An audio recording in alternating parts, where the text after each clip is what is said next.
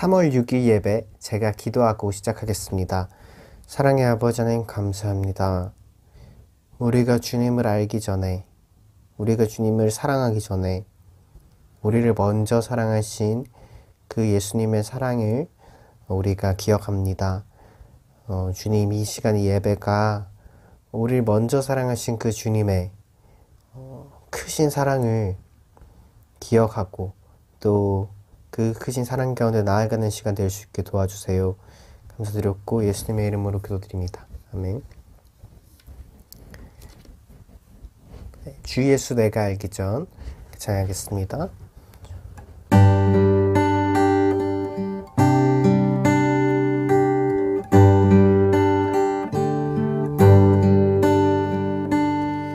주 예수 내가 알기 전 날 먼저 사랑했네. 그 크신 사랑 나타나 내 영혼 거듭났네. 주 내 맘에 늘 계시고 나 주의 안에 있어. 저 포도비유 같으니 참 좋은 나의 친구. 내 친구 되신 예수님 날 구원하시려고 그 귀한 몸을 버리사 내 죄를 대속했네. 나 주님을 늘 믿으며 그 손을 의지하고 내 몸과 마음을 바쳐서 끝까지 충성하리. 내 진실하신 친구여 큰 은혜 내려주사 날 항상 보호하시고 내 방패 되옵소서. 그 풍성한 참 사랑을 네 능히 끊을 소냐. 날 구원하신 예수는 참 좋은 나의 친구. 이 시간 잠깐 같이 함께 기도했으면 좋겠습니다. 우리가 주님을 사랑하기 전부터, 우리가 주님을 알기 전부터 주님께서 우리를 사랑하셨다는 사실이 우리에게는 은혜의 고백이 됩니다. 우리가 아직 죄인 되었을 때, 우리가 주님을 알지 못하였을 때 우리를 먼저 사랑하셨듯이 우리도 그 사랑을 닮아서 우리를 필요로 하는 곳에서 우리 이웃들을 먼저 사랑할 수 있는 자들 될 수 있게 도와주세요. 사랑을 우리 가운데 채워주시옵시고 주님, 우리를 필요로 하는 곳 가운데 우리를 불러주세요. 지금 그렇게 이 시간 잠깐 함께 같이 기도했으면 좋겠습니다. 기도드리겠습니다. 사랑의 아버지 하나님 감사합니다. 주님, 우리가 주를 먼저 사랑한 게 아니고 주님께서 우리를 먼저 사랑하셨음을 고백합니다. 우리가 그 사랑 가운데 주님, 그 사랑 받은 자들로서 살아갈 수 있게 도와주세요. 그 사랑 가운데 은혜 입은 자들로서 살아갈 수 있게 도와주세요. 주님, 주님께서 우리를 먼저 사랑하셨듯이 우리도 우리 이웃을 먼저 사랑할 수 있게 도와주세요. 주님, 도저히 사랑할 수 없는 자들이지만, 도저히 사랑할 능력이 없는 자들이지만 주님, 우리 가운데 그 주님의 사랑을 먼저 누리게 하셨으니 그 능력 우리에게 부어주실 줄 믿습니다. 주님,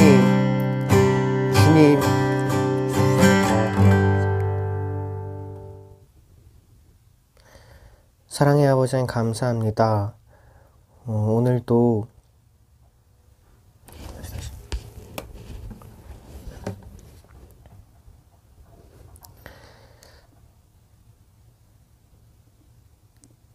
우리가 주님을 알기 전에 우리를 먼저 사랑하신 주님,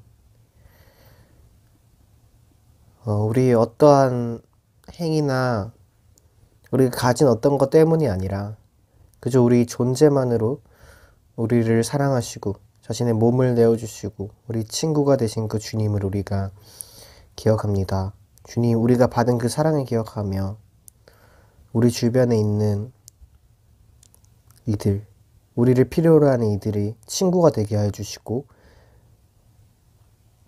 주님이 아무것도 따지지 않고 우리를 먼저 사랑하셨듯이 우리도 먼저 사랑할 수 있는 자들, 어떤 이유가 있어서 또 어떤 가진 게 있어서가 아니라 따지지 않고 먼저 사랑할 수 있는 자들 될 수 있게 도와주세요. 감사드렸고 예수님의 이름으로 기도드립니다. 아멘. 이 시간 사도신경으로 우리 신앙을 고백하겠습니다. 나는 전능하신 아버지 하나님, 천지의 창조주를 믿습니다. 나는 그의 유일하신 아들, 우리 주 예수 그리스도를 믿습니다. 그는 성령으로 잉태되어 동정녀 마리아에게서 나시고 본디오 빌라도에게 고난을 받아 십자가에 못 박혀 죽으시고 장사된 지 사흘 만에 죽은 자 가운데서 다시 살아나셨으며 하늘에 오르시어 전능하신 아버지 하나님 우편에 앉아 계시다가 거기로부터 살아있는 자와 죽은 자를 심판하러 오십니다. 나는 성령을 믿으며 거룩한 공교회와 성도의 교제와 죄를 용서받는 것과 몸의 부활과 영생을 믿습니다. 기도드리겠습니다. 어떤 이들이 생각하는 것과 같이 주님께서는 약속을 더디 지키시는 것이 아닙니다. 도리어 여러분을 위하여 오래 참으시는 것입니다. 하나님께서는 아무도 멸망하지 않고 모두 회개하는 데 이르기를 바라십니다.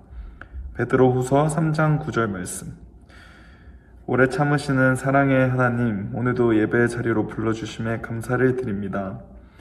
주님, 영혼에 비하면 이 땅에서의 삶은 찰나와 같은데 살다 보면 이 땅에서의 삶이 영원할 것처럼 지날 때가 있습니다.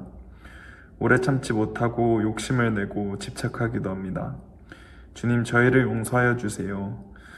영원한 것을 위해 영원하지 않은 것을 포기하는 믿음의 삶을 살아가기를 소망합니다. 따라서 예배의 자리에 나온 저희들이 아무도 멸망하지 않고 모두 회개하는 데 이르기를 소망합니다. 주님, 전쟁 중에 있는 우크라이나와 러시아 가운데 평화를 주시고 코로나로 인해 고통받고 있는 자들의 위로자가 되어주세요. 오늘도 생명의 말씀을 전해주시는 백정성 목사님께 성령 충만함을 주시고 말씀이 저희 삶 가운데 열매 맺을 수 있도록 인도하여 주세요. 저희를 향하여 오래 참으시고 끝까지 인도하시는 주 예수 그리스도의 이름으로 기도드립니다. 아멘. 이번 시간은 베드로서 두 번째로서 그리스도의 재림에 대한 확신이라는 제목으로 말씀을 나누고자 합니다.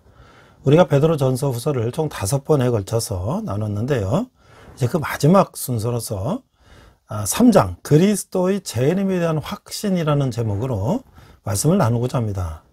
오늘 본문은 베드로서 3장 8절, 9절, 10절을 자막을 보면서 함께 읽도록 하겠습니다. 8절, 사랑하는 자들아, 주께는 하루가 1000년 같고 1000년이 하루 같다는 이 한 가지를 잊지 말라. 9절, 주의 약속은 어떤 이들이 더디다고 생각하는 것 같이 더딘 것이 아니라 오직 주께서는 너희를 대하여 오래 참으사 아무도 멸망하지 아니하고 다 회개하게 이르기를 원하시느니라. 10절, 그러나 주의 날이 도둑같이 오리니 그 날에는 하늘이 큰 소리로 떠나가고 물질이 뜨거운 불에 풀어지고 땅과 그 중에 있는 모든 일이 드러나리로다 라고 말씀하고 계십니다. 그래서 우리는 첫 번째, 신자들이 주의 강림을 기억해야 된다. 그래서 1절, 2절 보니까 이렇게 말씀하고 있습니다. 사랑하는 자들아, 내가 이제 둘째 편지를 너에게 쓰노니 이 두 편지로 너희의 진실한 마음을 일깨워 생각나게 하여 곧 거룩한 선지자들이 이하는 말씀과 주 대신 구주께서 너희의 사도들로 말미암아 명하신 것을 기억하게 하려 하노라. 자, 1절, 2절, 이 9절은 베드로가 왜 이 편지를 쓰고 있는가의 목적을 말씀하고 있죠. 근데 그것은 진실한 마음, 곧 주를 바라는 순수한 마음을 일깨우고 선지자의 예언과 그리스도의 명령을 기억하게 하려 하는 것이라는 거예요. 그래서 이 세상 많은 사람들이 주의 강림을 조롱하고 있다. 이것을 이제 말씀하고 있는데요. 3절, 먼저 이것을 알지니 말세에 조롱하는 자들이 와서 자기의 정욕을 따라 행하며 조롱하여. 자, 말세에 조롱하는 자들은 누군가? 이 성도가 가장 경계해야 할 것은 그리스도의 재림을 부인하는 자로서 자기의 정욕을 쫓아 행하는 사람이다. 말세가 없다는 거죠. 그러니까 이 세상은 끝나는 거니까 여기서 마음껏 즐기고 살아야 된다. 그들은 하나님이 인간 역사에 개입하시는 것을 부인하고 우주 만물은 태고부터 일정한 법칙에 의해 진행되어 왔고 앞으로도 그럴 것이다 라고 생각하고 믿고 있는 것이죠. 자, 그래서 4절, 5절, 6절, 7절을 보니까 이르되 주께서 강림하신다는 약속이 어디 있느냐? 조상들이 잔으로부터 만물이 서로 창조될 때와 같이 그냥 있다 하니 5절, 이는 하늘이 옛적부터 있는 것과 땅이 물에서 나와 물로 성립된 것도 하나님의 말씀으로 된 것을 그들이 일부러 잊으려 함이로다. 6절, 이로 말미암아 그때의 세상은 물이 넘침으로 멸망하였으되 7절, 이제 하늘과 땅은 그 동일한 말씀으로 불사르기 위하여 보호하신 바 되어 경건하지 아니한 사람들의 심판과 멸망의 날까지 보존하여 두신 것이니라. 자, 이게 무슨 말씀이에요? 우리가 다 읽어보니까 무슨 말씀인지 우리가 이해 가는데 3장, 4장, 5, 6, 7절 말씀은 심판과 멸망의 날에 노아 시대에는 세상이 물로 멸망을 당했죠. 그래서 물이 넘침으로 멸망하였지만 이제는 불로 세상을 심판받을 것이다. 이제 하늘과 땅은 그 동일한 말씀으로 불사르게 보호되셨다. 그래서 하나님을 거역하고 그리스도의 재림과 그 심판을 부정하는 자들이 아직 살아있는 것은 하나님이 오래 참음으로 멸망의 날까지 보존해 두신 것이기 때문이다. 그러니까 그들을 하나님께서 참고 기다리고 계신다라고 하는 건 말씀이죠. 그래서 3장 8절에 9절 보니까 하나님은 주의 강림을 보증해 주셨다. 8절, 사랑하는 자들아 주께는 하루가 1000년 같고 1000년이 하루 같다는 이 한 가지를 잊지 말라.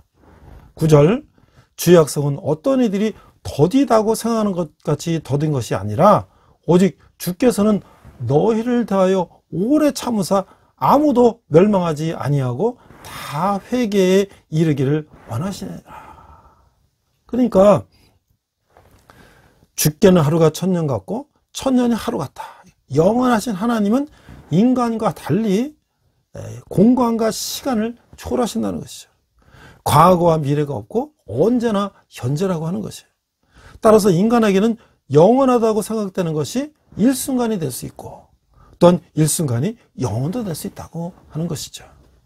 그러므로 주의 재림이 지연되는 것 같지만 이 사실에 비춰볼 때 지연되는 것이 아니라 인간들을 위하여 참고 기다리신다는 것입니다. 그것은 인간들이 회개하여 마지막 날에 모두 구원받기를 바라는 것이 하나님의 뜻이기 때문이다. 자, 우리가 이 종말론을 하면 많은 이 종말론의 이단들이 이제 개입되어 있죠. 왜냐하면 이 세상 사람들이 종말이 온다는 것에 두려움이 있죠. 이단들은 이걸 통해서 두려움을 주고 그걸 믿기로 해서 순진한 성도들과 순진한 사람들을 자기 이단에 끌어들이는 것이죠. 자, 1990년대에 이 종말론으로 세상을 떠들썩했던 다미선교라는 게 있었는데요.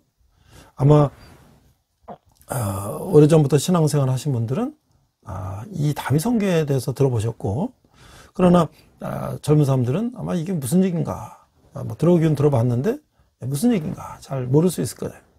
그래서 제가 이제 자료를 찾아보니까 이 다미 선교의 시한부 종말론 사건이라는 게 있었는데, 이게 1992년, 그러니까 지금부터 한 30년 전에 10월 28일에 세계가 종말하면서 휴거, 그러니까 이 예수님이 세상에 오면 신도들이 하늘로 들림받는 일이 일어날 것이라는 이 종말론을 주장하여 기독교에 파란을 일으킨 사건이다. 자, 근데 우리가 성경을 조금만 읽어보면 그때는 아무도 모른다. 도적같이 오실 수 있다. 그러니까 도적이 누구네 집에 훔쳐간다고 예고하는 거 아니잖아요. 예수님이 언제 오신다 말씀하지 않고 오신다 말이죠. 그런데 이 다미 선교라는 이단은 1992년 10월 28일에 오신다 라고 못을 받고 자기 나름대로 뭐 성경을 계산했다 뭐 이런 거겠죠. 그래가지고 많은 사람들을 이제 불러 모아서 꼬인 것이죠. 자, 이 휴거라는 이 말은 이 이장님이라고 하는 사람이 1978년에 이제 그 책을 갖다가 이제 예수 재림 소설이라는 책을 번역해서 그걸 이제 만들어내 가지고 휴거라는 성경이 있죠. 근데 그것을 이제 만들어 가지고 책을 하나 냈는데 1987년에 다가올 미래를 대비하라. 그래서 이게 다가올 미래, 그래서 다미 선교라고 하는 것이에요. 그래서 시한부 종말론을 적극 주장하기 시작해서, 자, 1992년 10월 28일 24시에 휴거 현상이 일어나고 그 7년 후에 종말이 온다라고 주장하면서 이제 87년부터 5년 동안 계속 이제 그걸 주장을 했던 것이죠. 그러니까 거기에 이제 완전히 빠진 사람들은 종말론의 세뇌되어서 학업이나 생업을 그만두고 재산을 교회에다 바치고 이런 식으로 이제 많은 사람들이 이제 거기에 현혹이 됐다는 것이죠. 어떤 철도 공무원은 그 시한부 종말론 테이프를 열차에서 틀다가 이제 해고되기도 하고, 또 거기에 그치지 않고 그 퇴직금을 갖다가 전부 다 그 종말론 교회에다 바치기도 하고, 두 자녀를 데리고 잠적해 버리기도 하고, 뭐 주부가 이제 중학교 1학년 아이를 데리고 뭐 가출하기도 하고, 또 어떤 사람은 부동산을 뭐 매각해서 교회 갖다 바치고, 뭐 이런 일들이 여러 곳에서 일어났다고 하는 것이죠. 또 어떤 여고생은 부모가 종말론 교회에 나가지 못하게 했던 이유로 음독 자살하기도 했다. 뭐 이런 일들이 전국에서 일어났다고 하는 것이죠. 그래서 이제 1992년 9월 24일에 서울 지방경찰청 강력부가 이 이장님을 사기 및 외환관리법 위반으로 구속하고, 또 이장님이 신도 4명으로부터 6억 5천만 원을 갈취하고, 또 개인적으로 뭐 수십억을 쓴 장부를 입수했다는 거예요. 그래서 많은 성도들이 10월 28일까지 자기 생활비를 뺀 전 재산을 헌납했다고 그렇게 밝히기도 했어요. 자, 그런데 이 신도들은 자발적으로 헌납했다고 주장하지만 이장님이 1993년 5월 20일 만기되는 환매체를 사던 것이다. 그러니까 자기는 그걸 가지고 또 딴 데다 투자를 했다는 거야. 그러니까 종말이 됐는데 그 후에 뭘 또 투자를 해요. 그러니까 이게 거의 사기에 준하는 것이다. 사기나 다름없다는 것이죠. 결국 그 이장님의 가택을 수사해 보니까 그러니까 수많은 돈과 달러와 이런 것들이 있어서 다 몰수를 했다는 거예요. 자, 그런데 이 사건이 얼마나 그 당시 이슈가 됐는지 CNN에서도 와서도 이걸 취재하고 할 정도로 전 세계적으로 상당히 문제가 됐던 사건이었는데, 이제 그 후에 이 사건이 이제 아무 일도 없는 것으로 끝난 후에 그 신도들의 반응을 취재해 보니까 뭐가 부끄럽냐, 뭐 이런 사람도 있고, 뭐 한번 에러가 됐으면 뭐 다시 또 기다리면 되는 거 아니냐, 뭐 이런 식으로 애써 실망감을 감추는 사람도 있고, 또 어떤 사람들은 다시 내가 속았다, 그래서 재산을 반환해 달라, 그래가지고 경찰은 전국 이제 그 종말론 교회 옆에다가 그 종말론 피해 신고 센터까지 설치해가지고 그 피해사를 접수해가지고 그것을 보상하는 그런 이제 일도 하기도 했단 말이죠. 자, 그래서 이걸 보니까 이 교계에서는 이렇게 이제 분석을 했어요. 그동안 기독교가 너무 귀족화되고 세속화되어서 돈 없고 지위가 낮은 사람들이 발붙이고 위로를 받기가 어렵게 된 것에서 이 시한부 종말론 사건이 원인을 찾았다. 그러니까 교회가 너무 부자, 이게 또 너무 이렇게 세상적으로 가니까 없는 사람들이 거기에 그냥 빨려 들어가는 이런 문제가 생겼다라고 이야기를 하고 있는 것이죠. 결국은 이제 이 이장님은 결국 형을 받고 구치소에서 이제 감옥 생활을 하는 그런 결과를 얻게 되었죠. 자, 우리가 이 베드로는 주의 강림을 어떻게 기록했을까요? 어느 몇 날 며칠 날 온다고 그랬을까요? 베드로서 3장 10절을 보니까 그러나 주의 날이 도둑같이 오리니 그 날에는 하늘이 큰 소리로 떠나가고 물질이 뜨거운 불에 풀어지고 땅과 그 중에 있는 모든 일이 드러나리로다. 그러니까 도둑같이라는 게 뭐예요? 하나님은 자비로우셔서 오래 참으신다. 그러나 결코 영원히 참고 기다리는 것은 아니라고 하는 것이죠. 여기서 주의 날이 도둑같이 오라는 것은 예고 없이 돌연히 오신다. 자, 이 구절은 초대교회에서의 그 가르침을 말하고 있는 거예요. 예수님이 도적같이 다시 오리라고 말씀하셨고, 이거 마태복음 24장 24절 34절 말씀이 있는 것이죠. 성경이 다른 곳에서도 주의 이름이 갑자기 이루어질 것이라고 예고하고 있어요. 누가복음 12장 40절에도 기록되어 있죠. 또한 하늘이 큰 소리로 떠나가고 주님이 재림하는 날에는 새하늘과 새 땅이 드러나고 이 천체의 변화가 일어날 것이다. 그래서 성경이 다른 곳에서 하늘은 종이 축이 말리는 것처럼 떠나간다. 요한계시록 6장 14절 말씀이에요. 땅과 하늘이 하늘 앞에서 피하였다. 요한계시록 20장 11절 말씀. 이런 표현이 있다는 거죠. 그래서 물질이 뜨거운 불에 풀어지고, 그러니까 하늘의 해와 별과 달들이 불에 의해서 소멸되는 천재지변을 말한다고 하는 것이에요. 여기서 물질로 변화된 이 헬라 스토이케이아는 세상을 구성하는 기본 원소를 말하는 것인데, 이 신약시대 사람들은 이 스토이케이아를 보통 공기, 물, 흙, 불 이런 거로 생각했다는 거예요. 그래서 여기서 주의 재림의 결함 이런 다음 성경 구절을 미루어 하늘의 1월 성신을 뜻하는 것으로 보는 것이 타당하다고 하는 것이에요. 그래서 11절 이 모든 것이 이렇게 풀어지리니 너희가 어떠한 사람이 되어야 마땅하냐.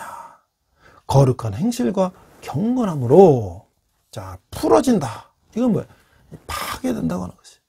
마지막 날이 되면 천지간의 모든 것이 이 11절에 언급된 것 같이 파괴된다. 그러나 이때 성도들은 구원받게 될 것이므로 두려워하지 말고 거룩하고 경건한 생활을 하면서 그리스도의 재림을 기다려야 한다. 자, 12절 하나님의 날이 임하기를 바라보고 간절히 사모하라. 그날에 하늘이 불에 타서 풀어지고 물질이 뜨거운 불에 녹아지려니와. 자, 임한다 라고 하는 말은 이 헬라어로 파루샤. 이게는 보통 그리스도의 재림을 가리키는 말로 쓰이고 있어요. 따라서 이 구절은 그리스도의 재림을 간절한 마음으로 사모하라는 말인 것이죠. 그것은 그리스도인의 소망이 마지막 날에 없어진 이 세상에 있지 않고 영원한 하나님 나라에 있기 때문이다 라고 하는 것이에요. 13절 우리는 그의 약속대로 의가 있는 곳인 새하늘과 새 땅을 바라보도다. 그러니까 하나님을 믿는 성도는 하나님의 의에 거한다.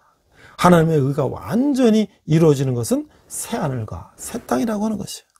그러므로 새하늘과 새 땅은 성도들의 궁극적인 소망이라고 하는 것이죠.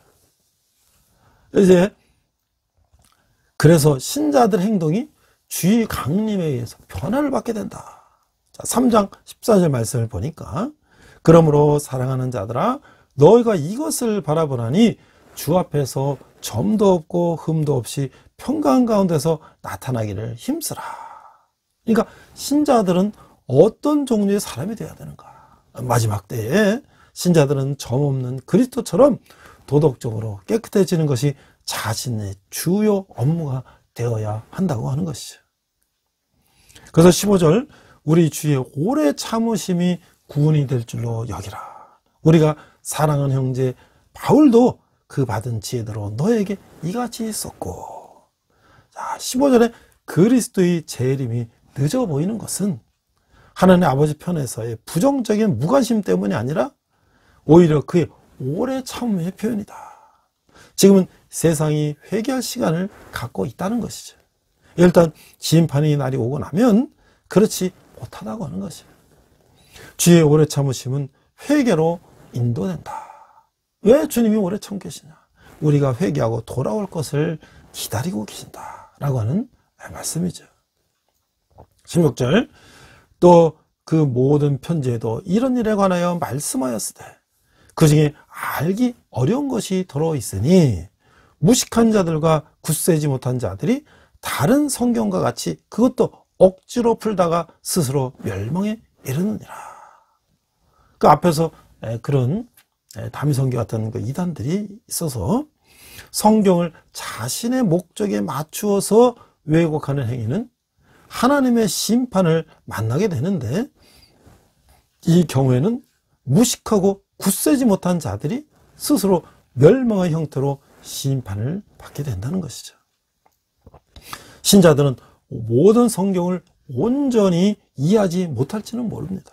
그러나 성경의 명백한 의미를 절대로 왜곡해서는 안 된다고 하는 것이죠.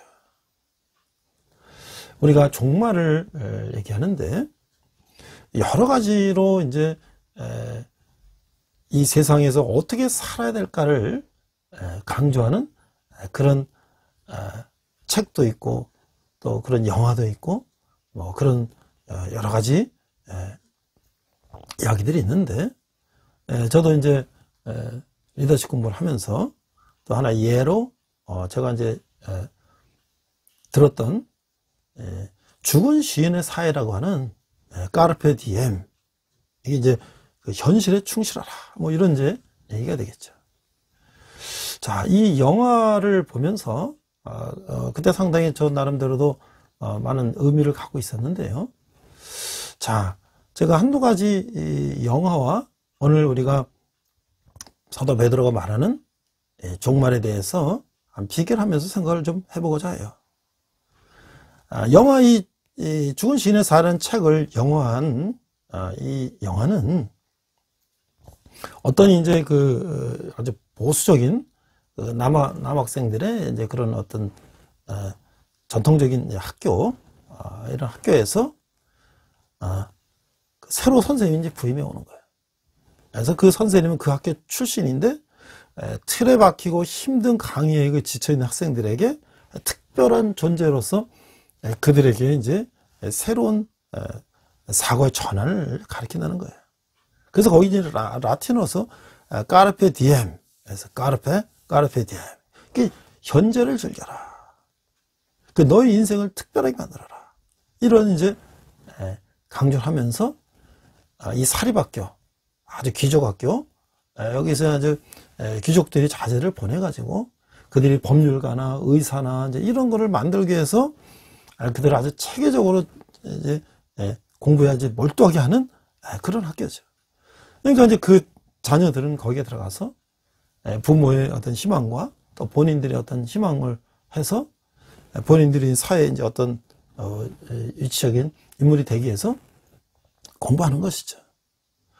어떻게 보면 전통적인 모더니즘의 형태라고 할 수 있겠어요. 이게 전통과 규율과 체계와 이런 걸 갖춰가는 그런 아주 전통적인 학교에 그 학교 출신인 이제 키팅 선생이라는 로빈 윌리엄스 선생이 이제 배우가 이제 보냈죠. 그러고 나와서 그 학생들에게 이 전통적인 이런 사고방식을 바꾸고 너희들이 현재를 즐겨라. 아마 저는 이것이 하나의 이제 포스트 모더니즘의 하나의 새로운 방식이 아닐까 생각이 들어요. 그러니까 모더니즘은 전통적인 사고방식을 벗어나서 새로운 너희들이 원하는 너희들이 하고자 하는 것을 너희들이 스스로 선택하고 스스로 즐겨라.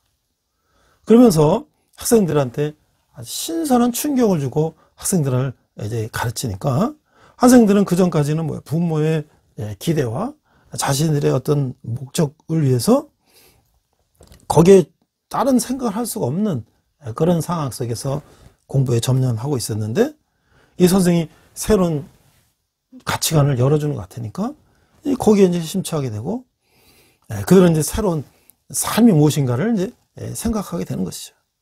그래서 뭐니 학생들이 학교에서 허락되지 않는 새로운 시도들을 이제 막 하게 되는 것이죠.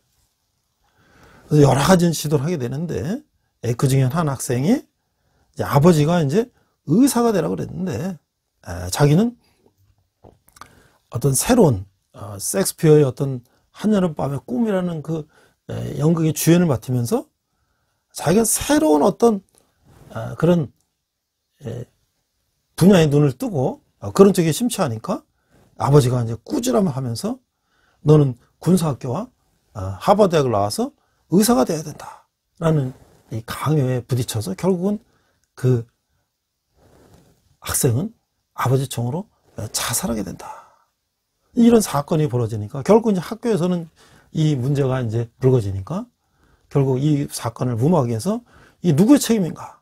그래서 결국은 이 키팅 선생이 이 학생들 잘못 가르쳐 이렇게 됐다. 그래서 그 선생을 이제 해고하게 되는 것이죠. 그래서 마지막에 그 선생이 자기 짐을 찾으러 이제 왔을 때 그 배웠던 학생들이 그 키팅 선생을 존중하며 그들이 그 선생이 가르쳤을 때 그런 자세를 취하면서 선생의 경의를 표하는 그런 모습을 이제 보여줬다는 이야기였어요. 물론 우리가 이제 이 모더니즘이라는 것도 모든 게 다 옳다 그런 것도 아니고 거기도 문제점도 있고 장단점이 있겠죠. 따라서 그런 모더니즘을 새롭게 변화시킨 포스트 모더니즘 모든 것이 다 좋은가? 거기에도 문제가 있다는 것이죠. 그래서 오늘날 우리 크리스찬들은 모더니즘이냐 포스트 모더니즘이냐 그럼 어떤 것이냐? 우리는 오직 예수 그리스도의 종말론이라고 하는 것을 우리가 바라보며 이 세상을 바라봐야 된다라는 것이죠.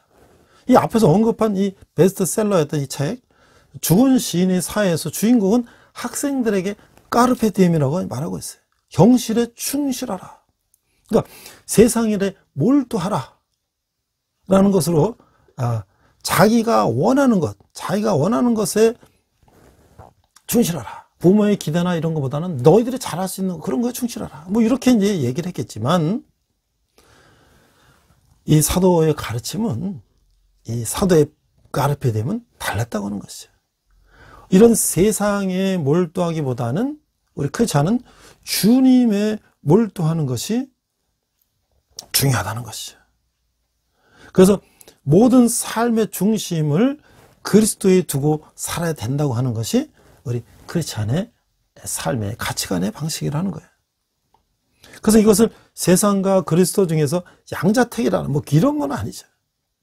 그리스도를 중심으로 해서 열심히 세상을 살아가라. 그러니까 우리 그리스도께서 우리에게 이 세상에서 어떻게 살라고 하는 것이 우리의 가치관의 기준이 되어야 된다는 것이죠. 그래서 인간의 가치관이라는 것은 시대에 따라서 상황에 따라서 또 변하고 하는 것이죠. 자기의 이익에 따라서 또 변하는 것이죠. 그러나 하나님의 가르침은 예수님의 가르침은 불변하는 가르침이라는 거예요. 그래서 우리가 그리스도를 중심에 두고 열심히 세상을 살아가야 된다. 주님의 영광을 위해서 일하고 주님의 이름에 합당한 삶을 살아가는 것이 크리스찬의 까르페 디엠이라고 하는 것이죠.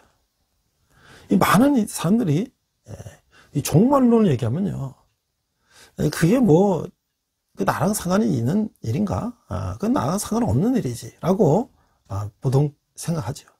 하지만 우리가 반드시 기억할 것은 누구나 이해 없이 종말을 맞으며 하나님 앞에 심판을 선다.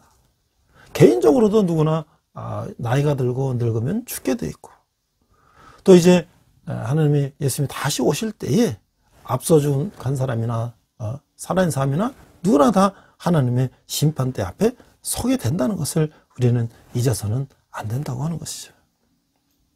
우리 인간의 삶은 언제 끝날 수밖에 없다. 우리 모두 죽음을 향해서 한 걸음 한 걸음 옮기는 삶을 살고 있다고 하는 것이죠. 우리의 허락된 시간들을 절박한 마음으로 마치 마지막인 것처럼 생각하며 살아야 한다고 하는 것이죠. 이런 종말론적인 자세는 삶을 진지하고 성실하게 만들어 줄 것이라고 하는 것이에요. 그래서 앞서서 이 죽은 시인의 사회라고 하는 책에서, 영화에서 보여주는 것은 이 젊은이들에게 너희 인생을 부모나 어떤 이런 다른 사회나 이런 것에 요구하는 것에 너희 인생을 맡기고 그것에 매여서 너희 인생을 사는 것보다는 너희가 원하는 것, 너희가 잘할 수 있는 것, 너희가 즐기는 것을 그 전세에 충실하는 것이 더 가치 있다고 가르치는 것이죠. 그것도 물론 진일보한 것이라고 생각하지만, 우리 크리스찬의 자세는 하나님께서 나에게 원하는 것이 무엇인가를 생각하며 세상 가운데서 그것을 실천하는 그런 삶이라는 것이 바로 크리스찬의 종말론적인 자세라고 할 수가 있다고 하는 것이죠. 이 종말론적인 자세는 무엇이 중요한 것인가? 이것을 깨닫게 해주는데, 사도 바울은 순간순간을 마지막이라고 생각하는 사람들 모습을 흥미롭게 묘사하고 있어요. 안에 있는 자들은 없는 자같이, 우는 자들은 울지 않는 자같이, 기쁜 자들은 기쁘지 않은 자같이, 매매하는 자들은 없는 자같이 하라. 자, 이게 무슨 말일까요? 자, 있다는 거, 없다는 거, 슬프다는 거, 기쁘다는 거, 가지고 온 것과 갖지 못한다는 것에 연연할 필요가 없다고 하는 것이에요.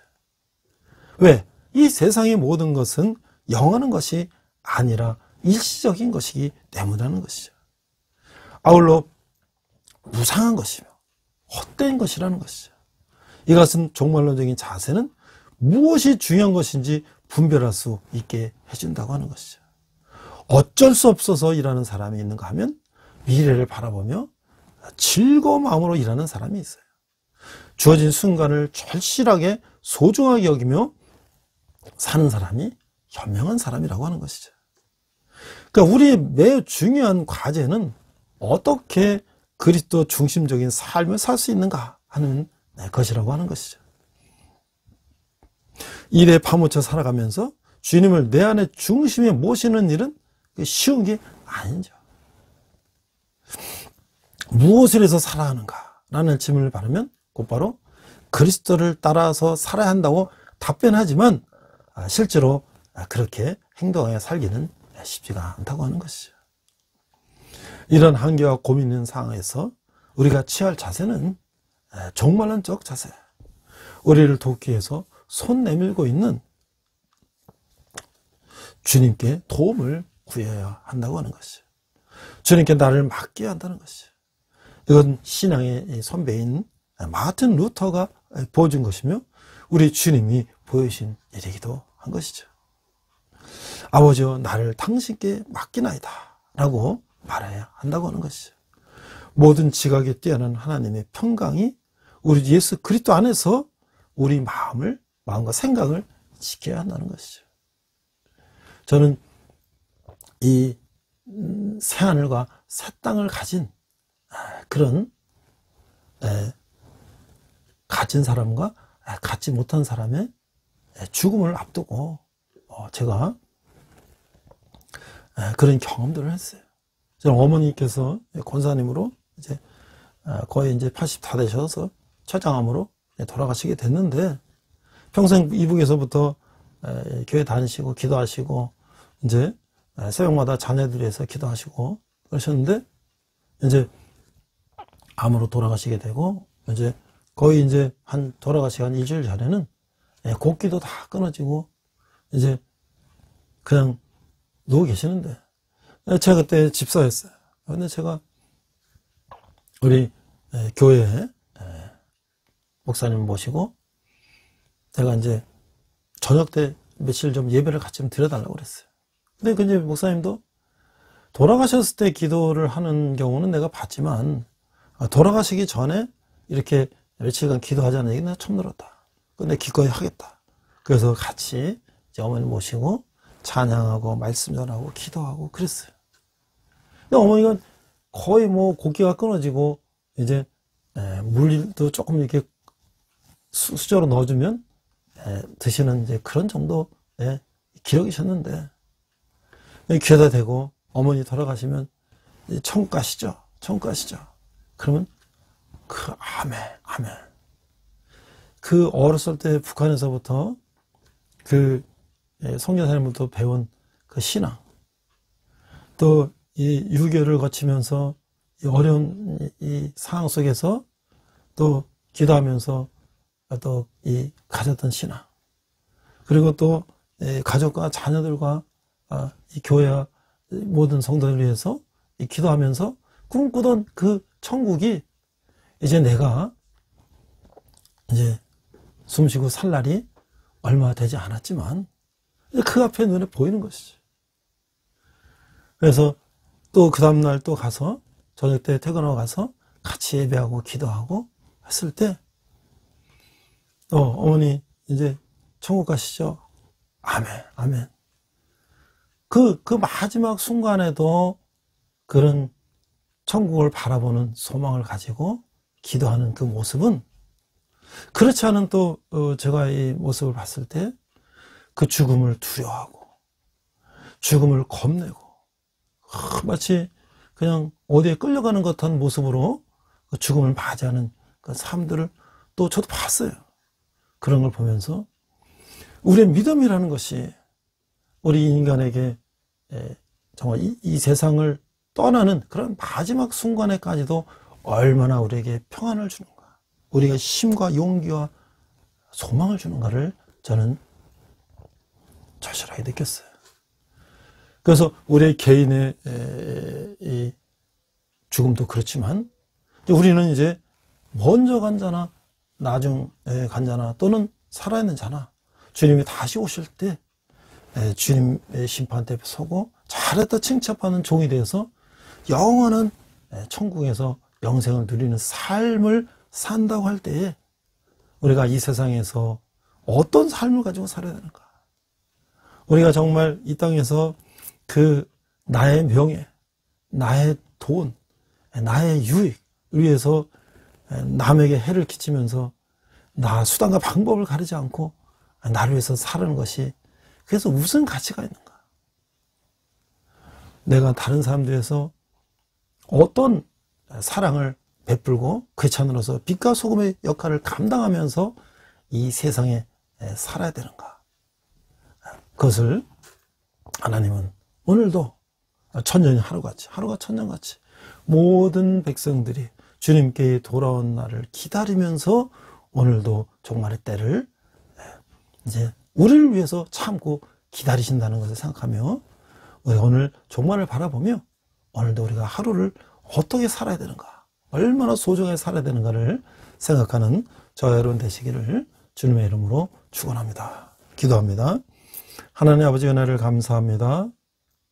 우리가 마지막 때를 맞이하여 정말 론적 사고를 가지고 오늘 하루를 성실하게 사는 우리들 되게 하여 주시옵소서. 감사드리며 예수님 이름으로 기도했습니다. 아멘. 시간 헌금 찬양 하시겠습니다.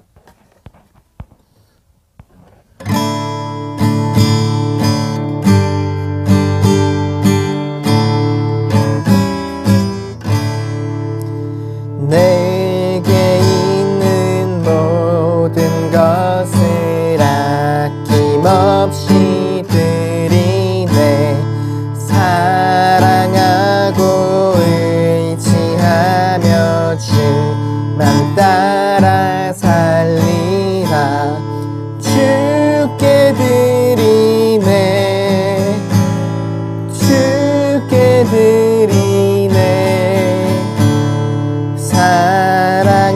나는 구주 앞에 모두 드리네.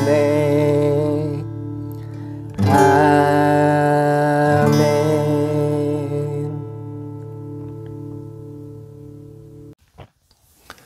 자, 이제 3월이 됐는데요.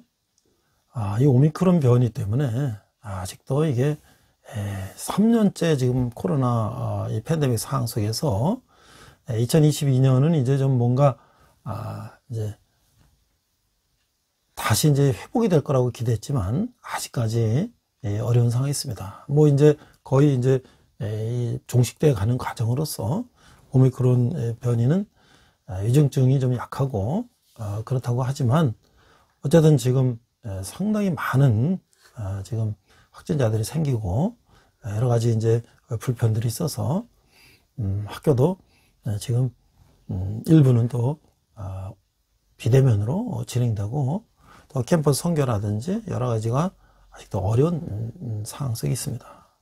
곧 상황이 호전되어서 이제 마음껏 우리가 전도하고 찬양하고 기도하고 이렇게 복음화에 힘쓰는 그런 날이 속히 오기를 기도합니다. 군대도 지금 뭐 거의 모여서 말씀 전하는 수준밖에 할 수가 없어요. 이렇게 찬양하고 또 연습하고 같이 모여서 교제하고 이렇게 하면서 예배가 정상화가 돼야 되는데 아직 그런 활동이 아직 제약을 받고 있고 해서 우리 또 병사들도 좀 마음껏 그런 하나님께 찬양할 수 있는 그런 지금 것이 지금 제약이 돼서 어려운 가운데 있습니다. 우리 함께 기도해서 속히 이런 상황이 좀 이제 해소가 되고 우리 마음껏 이제 예배할 수 있는 그런 시간이 왔으면 좋겠습니다. 또 우리가 또 이제 외부에 와서 말이죠. 외부에 와서 같이 또 격려도 하고 말이죠.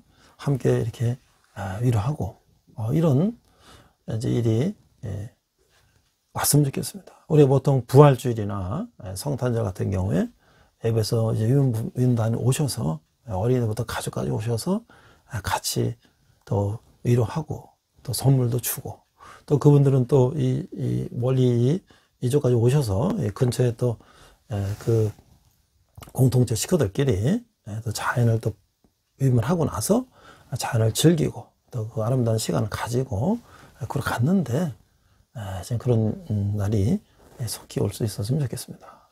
여러분이 헌금하시는 헌금은 우리 청년들이 주님께 돌아온 데 귀하게 사용될 것입니다. 우리 헌금에서 기도하고 축도로 마치겠습니다.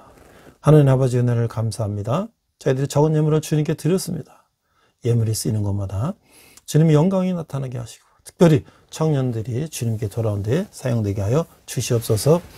지금은 우리 주 예수 그리스도의 은혜와 하나님 아버지의 극진하신 사랑과 성령님의 감화감독 역사하심에 종말론적 신앙을 가지고 오늘 하루를 충실히 살기를 다짐하는 온라인 예배를 드리는 모든 성도들 위해 열방의 백성들과 성교사님들 위해 뼈립권에서 고통받는 농포들 위해 지금부터 영원토록 함께 하시기를 간절히 축원합니다. 아멘. 우리 선한 능력으로 찬양하시면서 한 주간 승리하시기 바랍니다. 이 시간 함께 결단 찬양 선한 능력으로 부르시겠습니다.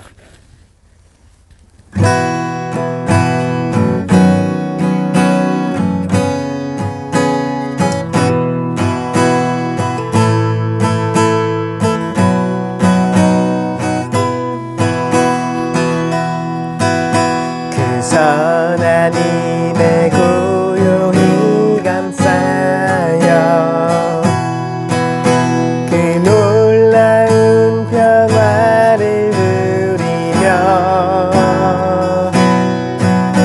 나 그대들과 함께 걸어가네.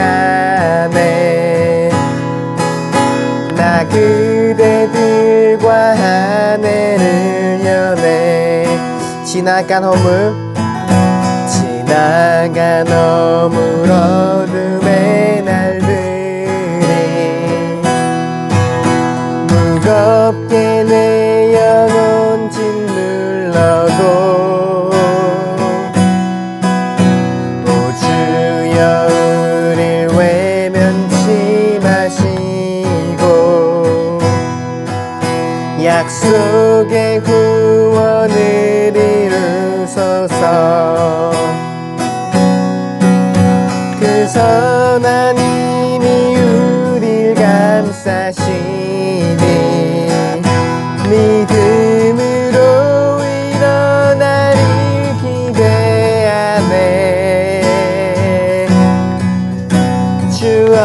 언제나 우리와 함께 계셔.